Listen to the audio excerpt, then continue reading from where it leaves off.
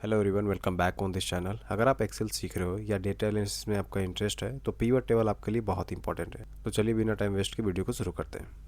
पहले मैं आपको बता दूं पीवट टेबल होता क्या है। पीवट टेबल एक एक्सेल का जो है फीचर है या फिर आप बोल सकते हो टूल है, जो कि बड़े से बड़े डेटा को जो है समराइज़ करने में आपको हेल्प करता है। टोटल कर सकते हो, काउंट कर सकते हो, और साथ ही साथ और भी जो इंसाइट्स वगैरह, डेटा से इंसाइट्स वगैरह निकालना, सारी चीज़ें आप कर सकते हो, जो कि बहुत बड़े डेटा लेवल पे आप कर सकते हो बिना किसी फार्मूले का। सबसे इंपॉर्टेंट बात ये है, बिना किसी फार्मूले का। ठीक है, तो अब हम लोग एक्सेल की ओर बढ़ते हैं, वहाँ पर देखते हैं कि किस तरह से हम लोग जो पीवट टेबल को क्रिएट करेंगे। पीवट टेबल के बारे में सब कुछ किस तरह से सीखेंगे। ठीक है, तो ये रहा हम लोगों का एक्सेल। यहाँ पर मैंने एक डेटा ले रखा है। ठीक है, अब आपको पहला स्टेप करना क्या है। ठीक है, पहले जो है आप कंफर्म कर लेना। जैसे उसके लिए आप करोगे कंट्रोल शिफ्ट एल लगाना, ये आपका फ़िल्टर लग गया। ठीक है, किसी भी एक कॉलम में से किसी भी कॉलम में आप चूज़ कर सकते हो। जैसे मैं नेम वाले में चूज़ कर रहा हूँ। यहाँ पर आपको जो है जैसे कि ब्लैंक नहीं दिखाई दे रहा। ठीक है, अगर मान के चलो यहाँ 7 है, यहाँ पर मान के चलो मैं ऐड कर दे रहा हूँ इंसर्ट, एक ब्लैंक है। ठीक है, यहाँ पर अगर मैं फिर से देखता हूँ नेम वाले पे प्रेस करूँगा तो आप देख सकते हो नीचे में आपको ब्लैंक्स दिखाई दे रहे हैं। ठीक है, ओके।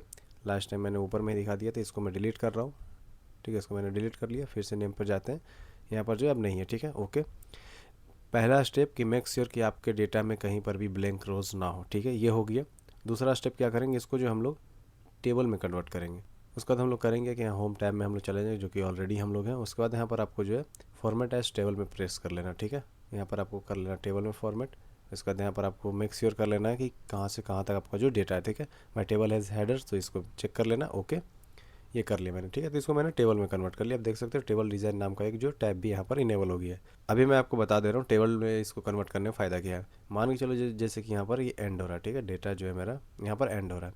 यहाँ पर मान के चलो यहाँ तक 50 तक है। यहाँ पर मान के चलो 5 और डेटा में अगर मैं ऐड करता हूँ तो ये जो पिवट टेबल में ऑटोमेटिकली जो रिफ्लेक्ट हो जाए। ठीक है, ये तो हो गया टेबल में कन्वर्ट कर लिए। 2 स्टेप हम लोगों ने सीख लिया। तीसरा क्या करेंगे, हम लोग इंसर्ट वाले में जाएंगे।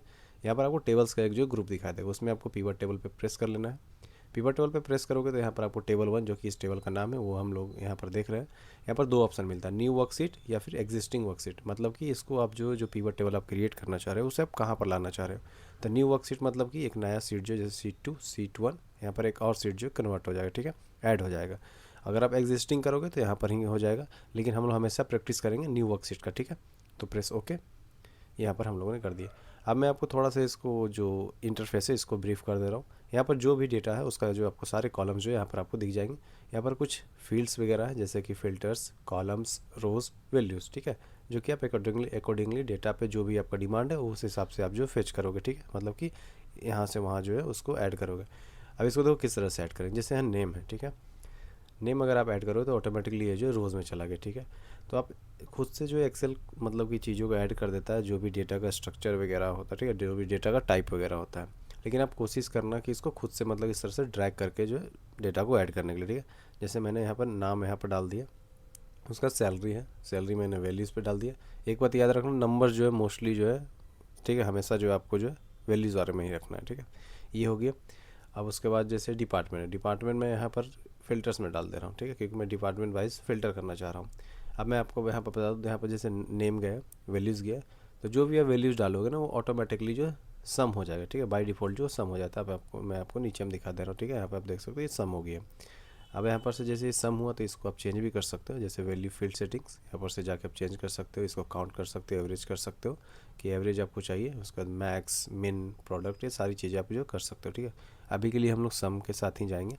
तो अब मैं बता दे रहा हूँ अब करना क्या। अब जैसे डिपार्टमेंट है तो डिपार्टमेंट लेवल पे मुझे फ़िल्टर लगाना है। मुझे सिर्फ और सिर्फ फाइनेंस डिपार्टमेंट का देखना है। सो मैंने फाइनेंस सेलेक्ट किया, ओके। अब आप देख सकते हो फाइनेंस डिपार्टमेंट में जो है सम ऑफ द सैलरी आप देख सकते हो। ठीक है, कि सैलरी जो है सब में इतना है, और यहाँ पर आप देख सकते हो कि यूज़र लेवल पे किसका कितना सैलरी है आप देख सकते हो।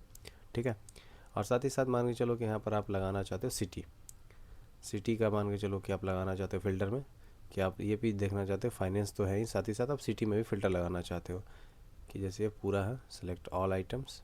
ठीक है, लेकिन आप चाहते हो कि सिर्फ इसमें सारे शहरों का आप देखना चाहते हो, लेकिन ऑस्टिन, बॉस्टन, साथ ही साथ यहाँ पर न्यूयॉर्क, इन 3 शहरों को छोड़कर आप देखना चाहते हो। प्रेस होके तो आप देख सकते हो डेटा में चेंज आया। ठीक है, तो हम लोग डेटा जो क्या देख रहे हैं, हम लोग देख रहे हैं फाइनेंस डिपार्टमेंट के एम्प्लॉयज़, उनका सैलरी, साथ ही साथ कुछ स्पेसिफिक ऐसे शहर थे जिनको कि हम लोगों ने साइड रखा है। ठीक है, तो इस तरह से जो है आप डेटा को छेड़छाड़ कर सकते हो, चेंज कर सकते हो, जो भी आपका जो डिमांड है। ठीक है, एक और मैं आपको दिखाने की कोशिश करता हूँ यहाँ पर। अब यहाँ पर देखो जो सारे फील्ड्स हैं उसको मैंने फिर से क्लियर कर दिया। अब मैं देखना ये चाहता हूँ कि वो सारे एम्प्लॉयज़ का नाम और साथ ही साथ सैलरी जिनका एज जो है ना वो 20 से 25 की या फिर 25 से 30 के बीच की हो, ठीक है। तो उसके लिए मैं क्या करूँगा, तो पहले मैं नाम जो है इसको मतलब कि यहाँ पर ले आऊँगा रोज़ में। इनका सैलरी देखना चाहता हूँ तो मैंने बताया नंबर्स वगैरह हमेशा जो है वैल्यूज़ में रखना है। अब जैसे एज है तो इसको मैं फ़िल्टर में लगा दूँगा, ठीक है। अब यहाँ से इसको मैं फ़िल्टर कर ले रहा हूँ, यहाँ पर से मैं फ़िल्टर कर रहा हूँ। जैसे यहाँ पर अभी सभी जो है सेलेक्टेड है, मैं सिर्फ और सिर्फ 25 से 30 के बीच के देखना चाहता हूँ। तो 25, 26, 27, 28, ठीक है, ये हो गया 29 और ये 30। मैं सिर्फ इतने ही एज वालों को देखना चाहता हूँ। ओके, ये मैंने प्रेस कर दिया, यहाँ पर जो डेटा चेंज हो गया। दो और इम्पॉर्टेंट चीज़ मैं आपको बता दूँ, जैसे ये जो है ना ये वाला जो फील्ड है ये जो है कभी कभी आपको हो सकता है कि ये हाइड हो जाए। तो जैसे उसमें करना क्या है कि पिवट टेबल एनालाइज में चले जाना और यहाँ पर फील्ड लिस्ट जो है, ठीक है, इस पर प्रेस कर लेना, ये वापस आ जाए, ठीक है। दूसरा चीज़, जैसे जो इसका डेटा है, ठीक है, ये हम लोगों का डेटा है। अगर मान के चलो यहाँ पर मैं कुछ भी और डेटा नया जो है ऐड करता हूँ, यहाँ पर मैं आपको दिखा दे रहा हूँ इस तरह से अगर मैं ऐड करता हूँ, ठीक है, इसको कॉपी कर ले रहा हूँ सेम डेटा को, और इसको अगर मैं यहाँ पर ऐड कर रहा हूँ, यहाँ पर ले ले रहे हैं हम लोग इसको 51, 51 एंड 52, ठीक है, ये मैंने ऐड किया। उसके बाद करो क्या कि सीट 3 जहाँ पर भी आपने पिवट टेबल बनाया उसमें करना कि पिवट टेबल एनालाइज है उसमें चले जाना आप।